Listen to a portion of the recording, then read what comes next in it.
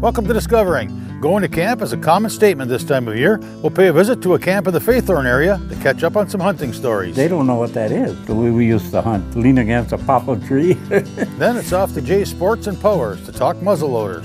Sit back and relax. It's Monday night and time for Discovering. The secret streams that flow beneath the cliffs of colored stone. Forest thick and healthy with birch and pine and oak. Surrounded by the greatest lakes this world has ever known. The black bear's awesome presence as he roams the hills and fields. Call of the timber wolf, the loon's lonesome trill. The eagle soaring high above, the trout lies deep and still. These are what I treasure, the only way I measure feelings that I have for this fine land. There is so much to discover when you're a long-time lover of northern Michigan.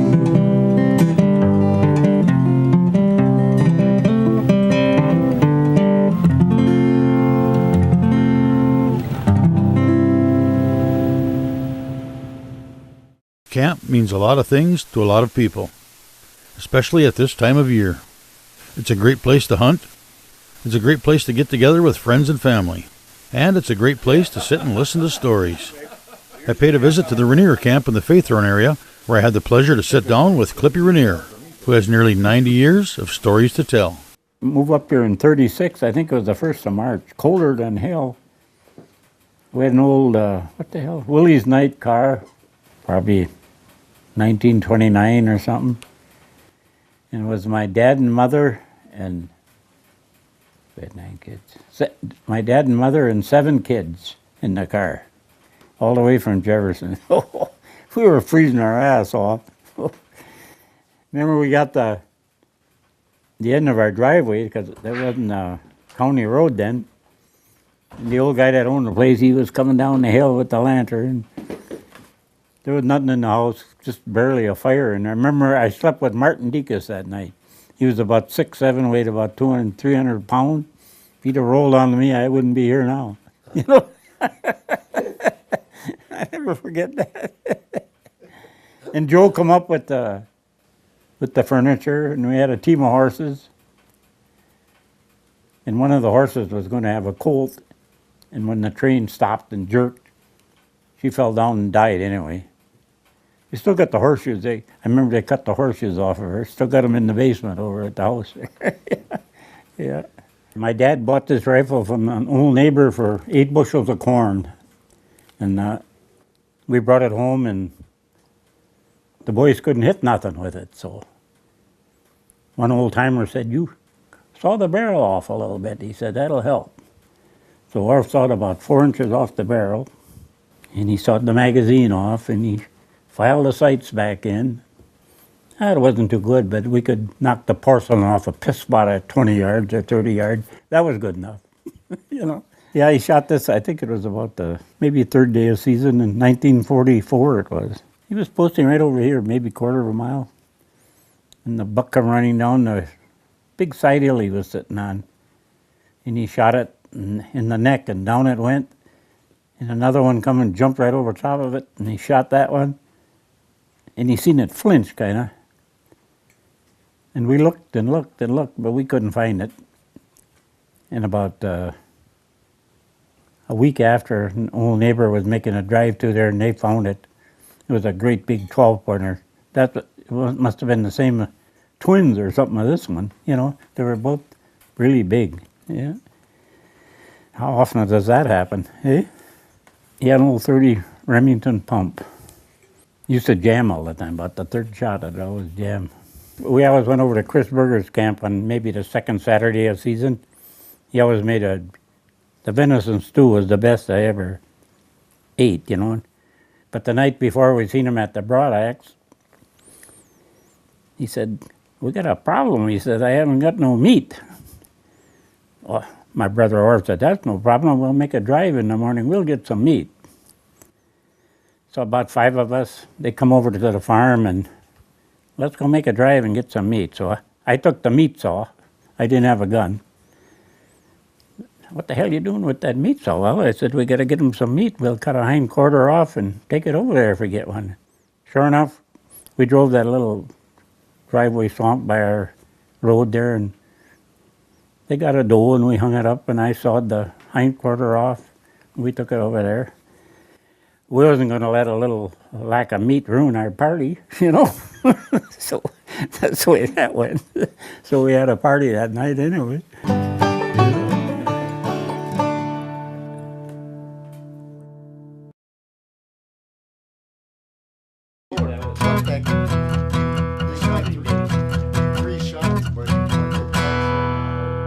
One year, I hadn't had a buck for 5 days, I think. So down the old Finlander Road, I had seen a beautiful runway there in bird season. I'm going to go there. So me and my brother Justy went there. And I sat there. It was a kind of a freezing rain like, and I sat on that stump. And about daylight, I could see this buck coming down the big hill, maybe 200 yards away. And then he got in a hollow, and when he got in the hollow, I slid off the stump, and I'm ready for him, you know, but he never come. You know, it must have been 10 minutes, he never come. And all at once on the corner of my eye, I saw something move, and here I seen his horns above the ferns, and he was right down on his belly, creeping past, trying to get past me, and his knees had come up over the top of his back. So I pulled up to shoot, and he stopped just like that. And I shot, and he took off for the swamp. And I went to put another shell in, and my old rifle was froze shut. I could have emptied my gun, you know. But I seen where he went in the swamp, and I followed him in there, and there was a little grass opening in there, and I had hit him right through the ribs. He was dead. Beautiful 11-pointer, great big 11-pointer. And my brother come over, and we dressed him out, and we were dragging him out, and we heard this old Model A Ford coming down that road where we had walked in on, and we heard the guy get out, and he walked up to us. Oh, he said, you got a nice buck there. I said, yeah. He said, where'd you get that? I said, I was sitting on that stump there. Oh, he said, I've been sitting there for 10 years, he said. He said, and I'd have been here this morning, but I had a little too much red eye last night, he said. So, but he couldn't, and I never went back. That's the last time I ever went there, because I knew that was his stump, you know. Yeah, this old guy at the bar used to, you know, he was probably 70 then. He told me I was maybe 12 at the time. He used to tell us, if they smell you, he said, sometimes they get right down on their belly and they creep past you, you know. But we didn't really believe him because he used to drink a lot, you know. But then when I seen it, I believed him, you know. That was true, you know. We were driving the river drive, they call it. So hang on, wait till it's done. right north of the Faithorn Park, there's a big ridge there. It's all full of nice pine and everything. And I was posting on there, and the driver was getting pretty close. And all at once, this buck, this nice 8-pointer, I got him mounted at home. He come running to Beat Hill, and the old guys always told me, he said, don't try to follow him, just stick it in front of him and let her go. And that's what I did. And I hit him right in the neck, and he went right over top, you know. His rear end come right over. When he hit the ground, he was dead, you know. Yeah. We were making a drive, and I had dropped the last poster off. It was right at noon, beautiful, nice and warm. And I heard a shot, and I stopped. It was right over the hill from me. Pretty soon here comes this big, that was 11-pointer too, but I didn't know it at the time. This doe, and followed by this big buck. Must have come 50 feet from me. I shot, down it goes. Pretty soon this guy comes walking over the hill. He said, I was sleeping against that stump, he said, and I could see something. I felt like something was looking at me, he says. So I woke up, and there was that buck and doe looking at me, he says. And I went up to shoot, and he went over that hill toward you, he said. So I shot that one too. Yeah.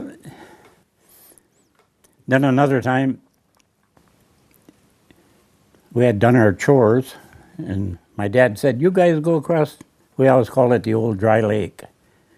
And so me and Arv walked down there. It was down the state road. We walked in on that ridge, and there was a guy sitting against a hemlock tree. And we just waved at him when we went by, and maybe we went a couple hundred yards, and I stopped, and then Orv went a couple hundred yards further. I sat there about 10 minutes, and I heard Orv shoot.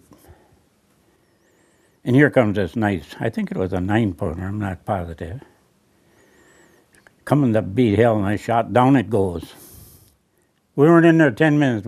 We went dragging it by that old guy. "Son of a bitch," he said, "I've been sitting here since daylight," he said. "I ain't seen a thing. You guys go in there in 10 minutes and you come dragging this buck out."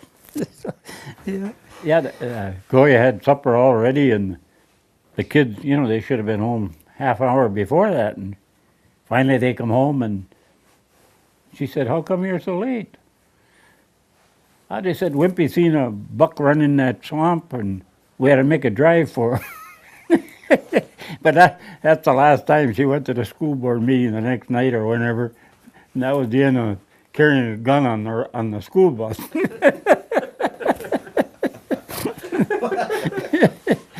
was a school bus driver. Yeah, he was at Wimpy's on as a school bus driver, yeah. Well, he'd see a deer in the field, and he'd put the gun out of the school bus window, and you know how Sally was. She'd always try to scare the deer away, and Wimpy get mad at her from scaring it. Imagine if you'd carry a gun on the bus nowadays. Oh.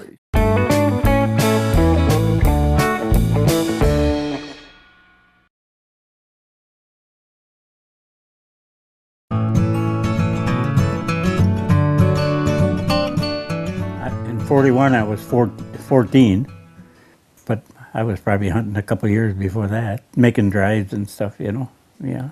First 2 years, I didn't get a buck. In the next 32 years, I got a buck every year. I remember that. Yeah. And then I missed a year. By that time, I wasn't hunting with this anymore. But so I've been pretty lucky, But in the old days, we weren't fussy. We shot spike horns and everything, I think there's probably more deer now, but the ratio was better then. There was, you'd see one buck to probably every 5 does. Now, I bet we got 20 does every buck, at least. Well, Don't you think? I don't know. Yeah, I mean bucks that you can see with a rack. There ain't no. Sometimes there'd be 25, 30 deer out in our field and ain't a damn horn in there, So they're way out of balance. Wow. Thanksgiving Day, I went out there, and it was 20 below zero that morning. And I forget what you were doing anyway, but pretty soon I seen a doe running around out there, and there's a bunch of ironwood there. I see this buck chasing that doe, and all of a sudden the doe stuck off and come right by that blind. Pretty soon here he comes, right by the blind. And I shot twice, and down he goes. I had hit him twice right through the heart. Then I seen Tom's, he had what the heck, you have a Bronco? Yeah. He had an old Bronco, and I waved him, "Come on, I got one." By the time he got there, the whole side of the deer was froze solid with blood. It was so cold, Yeah.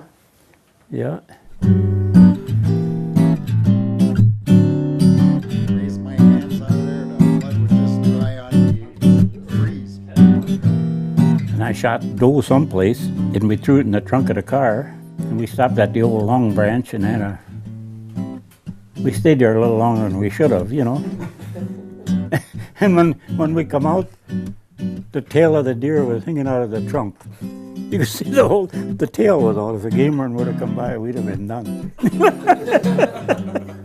Yeah. The guy that my dad bought that rifle from, he shot a big bear one time I think it was early September, he said. And his wife's name was Elizabeth, but he always called her Libby, Anyway, he shot that big bear.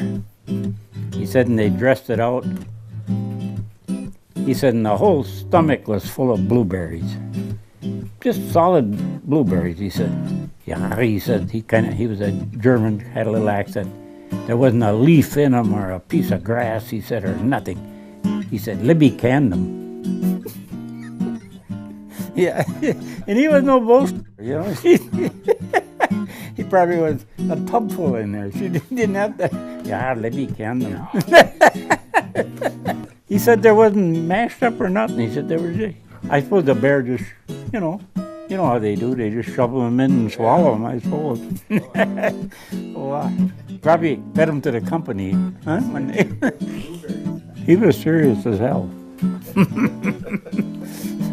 It's more fun at deer camp than when the other camps come over and we go over there, and more fun than hunting, eh?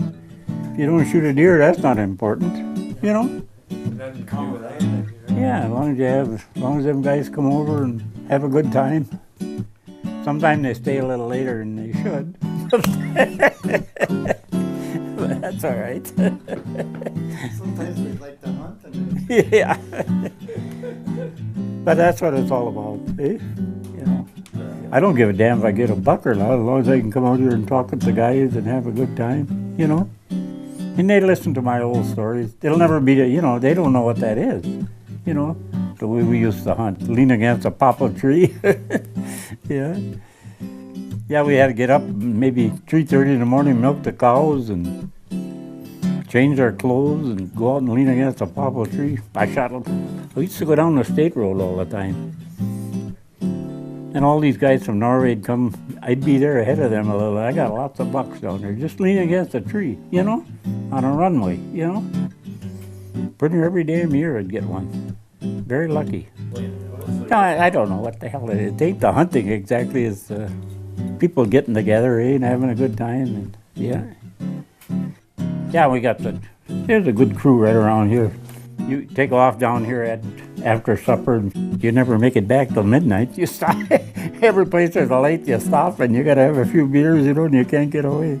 Yeah, they're all good guys. Yeah. You know, you like to get a buck, that's for sure, but if you don't get one, what the hell's the difference, you know? Well, I'd sooner, like kids, you know, I'd sooner my grandsons get a buck than me, you know. I'm happy when I hear them shoot. Yeah.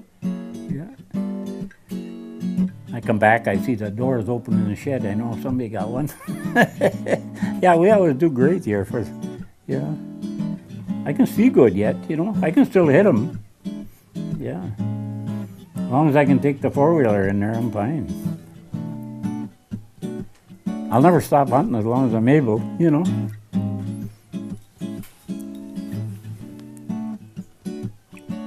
And I love my old 742 with that 3-power scope. You know, nowadays they got scopes that big around, eh? They put the cabbage pile 50 yards away. What the hell do you need that for? You know? They sit there and look at that cabbage pile all day. I like to watch the hardwoods and see them going through there, you know. Did you finish it? When you were young, they weren't baiting yet, were they? When you first started hunting? I don't know. Well, no. I don't think so. I've never baited them. No, you don't have to bait. When I was a kid, Never, I ever. was, Hell no, you're better off without it. Yeah. I don't even know how old I was.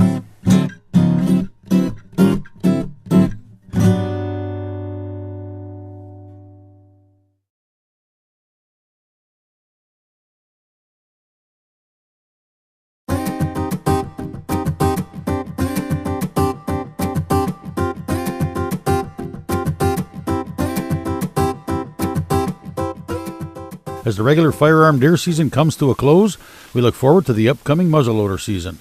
Whether you're already a muzzleloader hunter or thinking of becoming one, here's some good info from Jeanette at J Sports and Powers. This is one of the older ones, one of the original, the old Hawken, Thompson Hawken.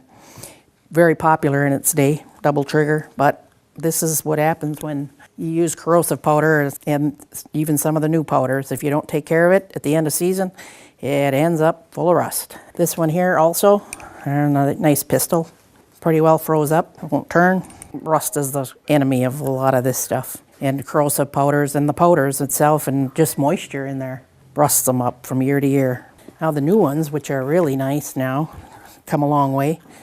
That one is the new one, the new speed breech, they call it, where you don't have to have any tools anymore. All you have to do is just unscrew it, and makes it really nice to clean the breech plug out. You can make sure that it's all nice and clean in there. One of the important things though, when you put it back in, make sure you put anti-seize on the threads. Anti-seize is really important because that will end up seizing up on you too. Also too, they are 209 primer now. Better ignition with 209 primer. A lot hotter, which makes it really nice. You can use just about any 209 primer. They do have a primer that is now muzzleloading primers. It's supposed to be a little bit different ignition in it, but I've used a lot of the regular 209 over the years and they work just fine.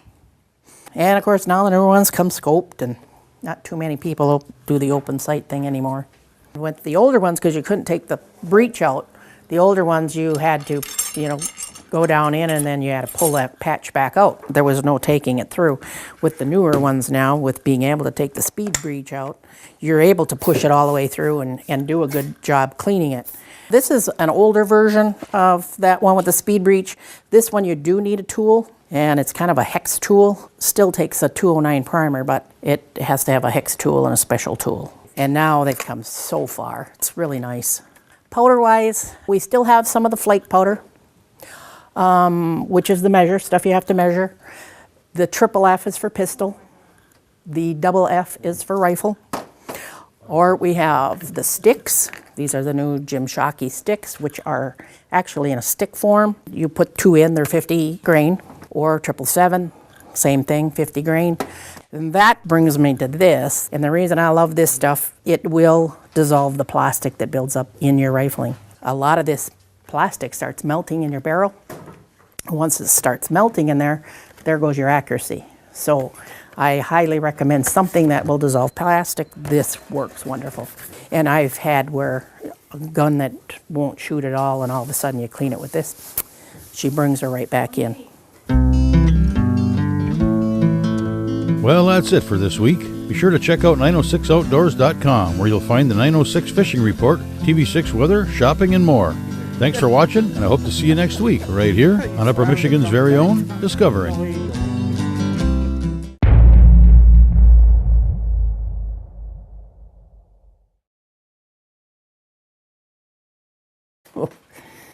Remember, we got the end of our driveway, because there wasn't a county road then. And the old guy that owned the place, he was coming down the hill with the lantern. There was nothing in the house, just barely a fire. And I remember I slept with Martin Dekas that night. He was about 6'7", weighed about 200, 300 pounds. If he'd have rolled onto me, I wouldn't be here now. I never forget that. And Joe come up with the furniture, and we had a team of horses. And one of the horses was going to have a colt, and when the train stopped and jerked, she fell down and died anyway. We still got the horseshoes. I remember they cut the horse. Welcome to Discovering. Going to camp is a common statement this time of year. We'll pay a visit to a camp in the Faithorn area to catch up on some hunting stories. They don't know what that is, the way we used to hunt. Lean against a poplar tree. Then it's off to Jay's Sports and Powers to talk muzzleloaders. Sit back and relax. It's Monday night and time for Discovering. The secret streams that flow beneath the cliffs of colored stone. Forests thick and healthy with birch and pine and oak. Surrounded by the greatest lakes this world has ever known. The black bear's awesome presence as he roams the hills and fields. Call of Means a lot of things to a lot of people, especially at this time of year. It's a great place to hunt. It's a great place to get together with friends and family. And it's a great place to sit and listen to stories. I paid a visit to the Renier Camp in the Faithorn area, where I had the pleasure to sit down with Clippy Renier, who has nearly 90 years of stories to tell. Move up here in 36, I think it was the 1st of March, colder than hell. We had an old, Willie's night car, probably 1929 or something. And it was my dad and mother and we had 9 kids. My dad and mother and 7 kids in the car, all the way from Jefferson. We were freezing our ass off. Of the timber wolf, the loon's lonesome trill, the eagle soaring high above, the trout lies deep and still. These are what I treasure, the only way I measure feelings that I have for this fine land. There is so much to discover when you're a long-time lover of northern Michigan.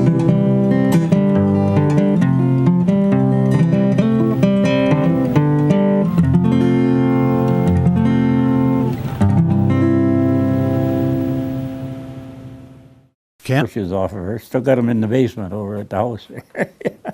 Yeah. My dad bought this rifle from an old neighbor for 8 bushels of corn.